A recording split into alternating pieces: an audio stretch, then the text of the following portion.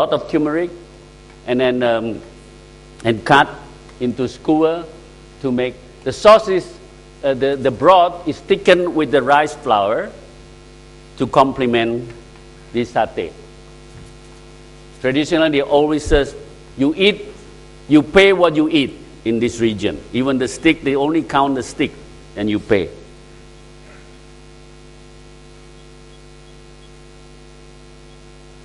This is another area, province of Riau, northern Sumatra in the island. In this region, there's a lot of fish.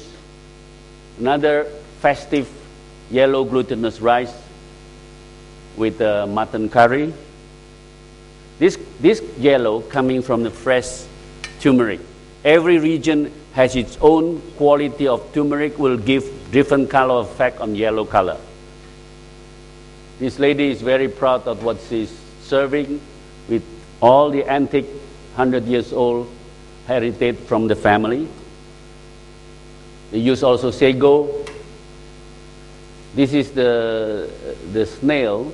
After they cook the snail, they use the snail skin as a tulip. Cakes. Another area of Medan. This is a torch ginger, but in this scene, I'm wondering which one I have to pick.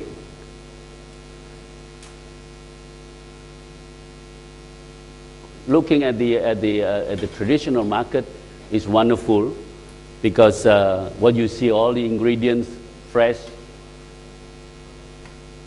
In northern Sumatra, you see more of this. The different type of sour because they are melting pot. And a lot of Indian descent. They're selling like in India, the cinnamon stick. The turmeric is dry turmeric like in India. This is a nutmeg, the candle nut, and dry chili.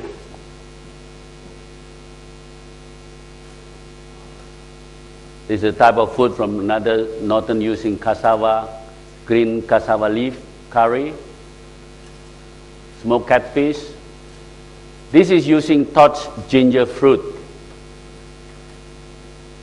If you're familiar with torch ginger, they have a fruit that looks like a pineapple. It gives a very distinct sour flavor and textures.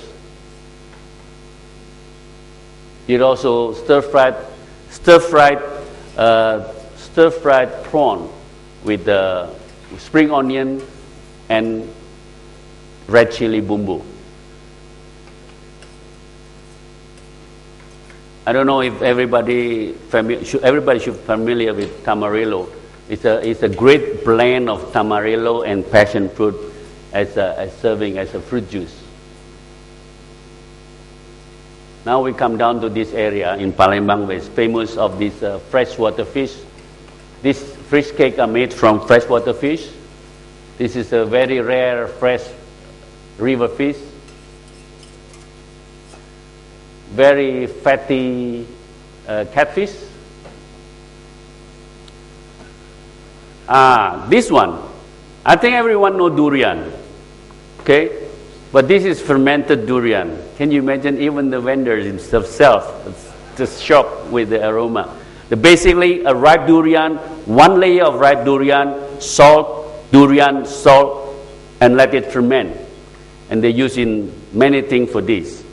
Just imagine about durian and fermented durian. It's totally different aroma. I would relate to époisse, the French cheese. They use a lot of small white baits and small shrimp to ferment as a seasoning element to make salsa.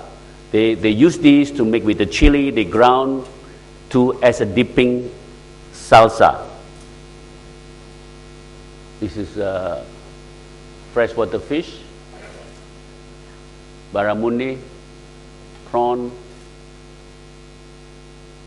Indonesians like to fry their fish, especially a small fish.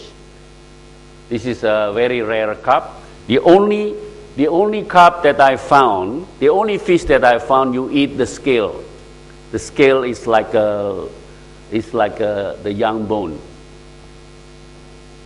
This is how they cook.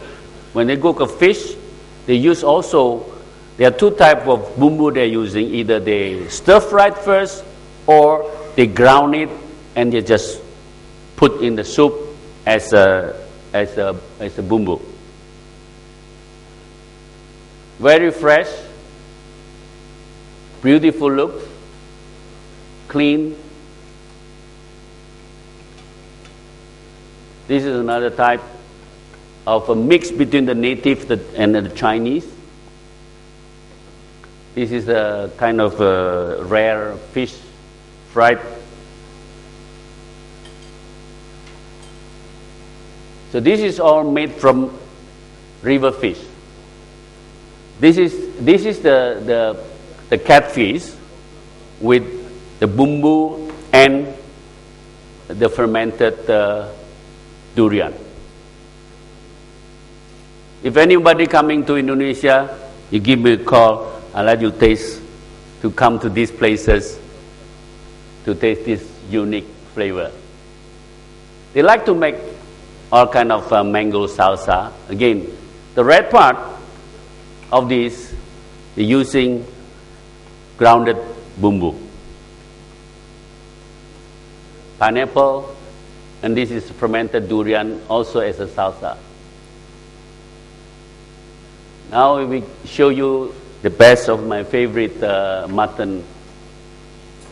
Mutton, this is Indonesian style of mutton, not like a not like a kebab in the Middle East. You order, then they cut.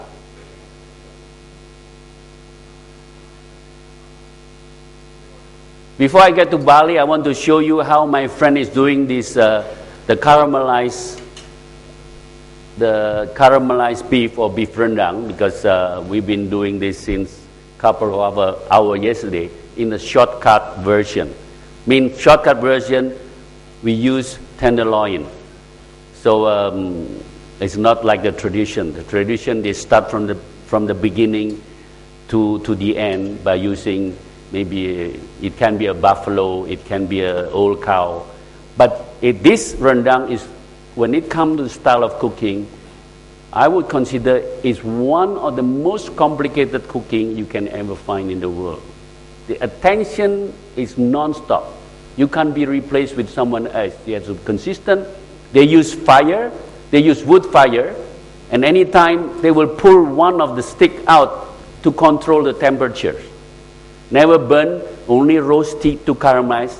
Otherwise, when they burn, the fire is too hot, it burns into charcoal and tastes bitter.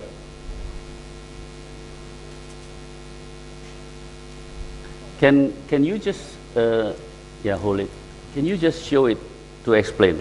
Okay. This is my colleague Widi, the executive chef of Unilever Food Solution from Indonesia.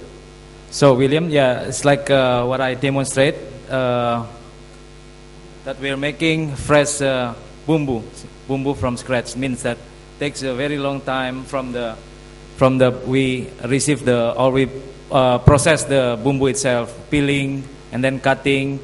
The traditional way, we usually do it in the stone mortar. Yeah. Stone mortar, right? But some cannot do it by stone mortar, so we have to blend it.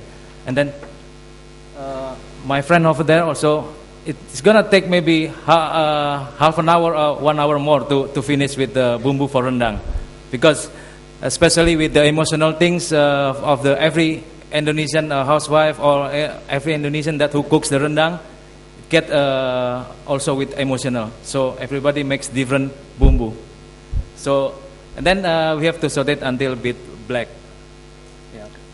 The difference between Indonesian and Italian in cooking. Italian cooking with love, Indonesian cooking with emotion.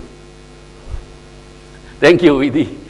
I hope you have the chance. We can make a lot of this rendang, but we'll show it also in the booth, and you can smell it. What this wonderful caramelized beef carries.